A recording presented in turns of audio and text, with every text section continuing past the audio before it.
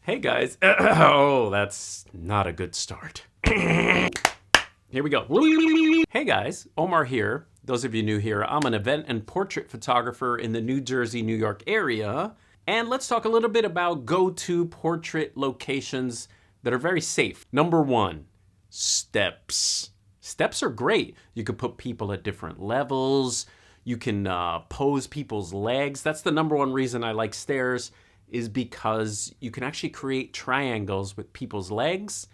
And if they sit down, they can actually do different things. They can lean towards the camera. They can put their knees together, feet apart. I do that one a lot. So stairs give you a lot of options for the legs to go up and down. So definitely steps is a go-to. Number two, benches.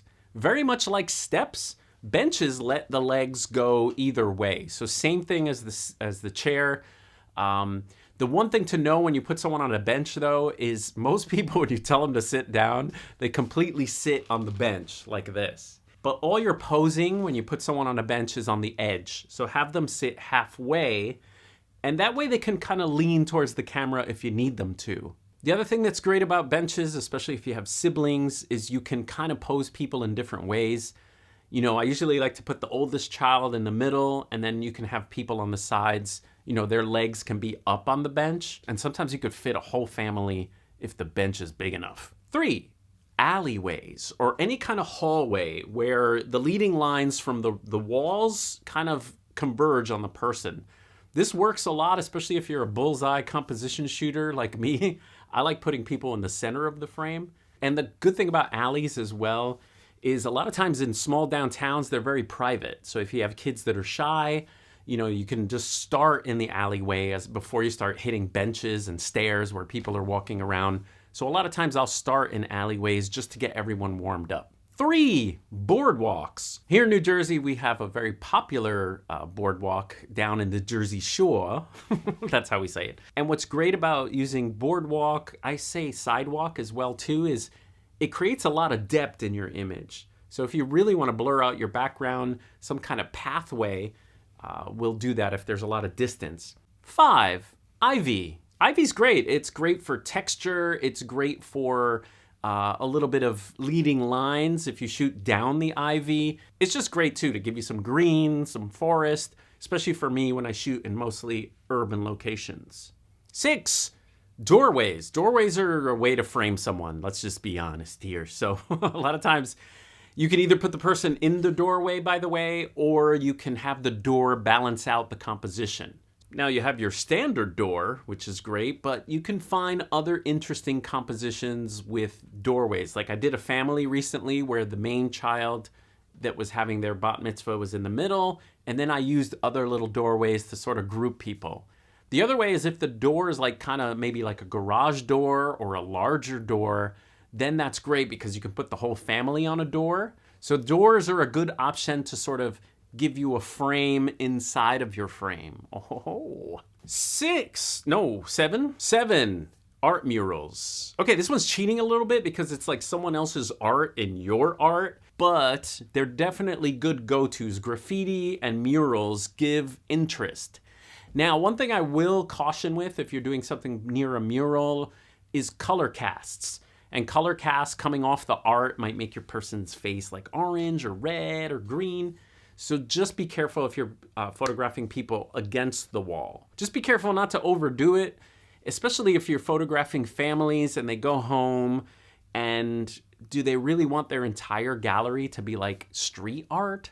You know, so a lot of times if I am shooting in a graffitied area, I'll make sure that I shoot some regular, you know, nice portraits of the family in case they change their mind later about, you know, oh my God, what were we thinking? Next, cars. Cars? That's not a location.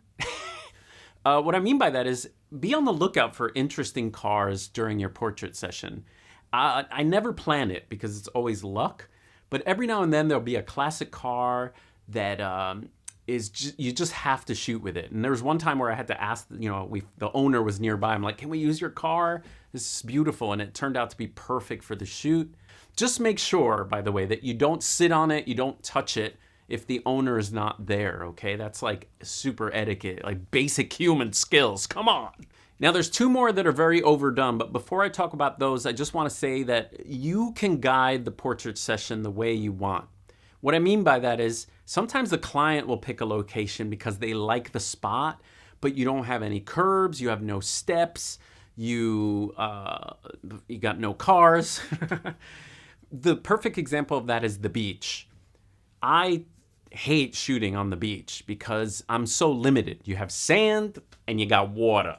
Related to that, if someone wants to shoot in nature or the woods, I make sure that it's near something that I need, you know, like a park or something. So we could do their shots in the forest, whatever they want, but then at least there's like an abandoned house that I could shoot at. With that said, you know, like I have shot in the middle of like nowhere, like there's a parking lot, and you just make it work. Use your depth, use your lighting, use the person's expression to try to get a good portrait. Okay, overdone. Number one is brick walls. Oh my God, I overuse that like crazy because they work. The reason they work is if you put someone against a brick wall, the bricks are like a leading line. Okay, and the last one overdone, you should probably not even do it, is tracks, train tracks. Train tracks became popular because, let's face it, they look good. They give you leading lines, both from the rails and the, what are they called? The wood things. And I actually have a shot in my portfolio from tracks. They're dead tracks, but I just love the portrait. Now, even if the train tracks are not in working anymore, you will get roasted online if you post a portrait. And there's actually groups where you're not even allowed to post a portrait on train tracks. So think about that too. It's got stigma around it. Tracks, don't shoot on train tracks because, you know, you could always... You always fall for that. All right, that was fun. Hope that helped you, and I'll see you guys next time. Hey guys, Omar here. Hey, I hate when I neigh.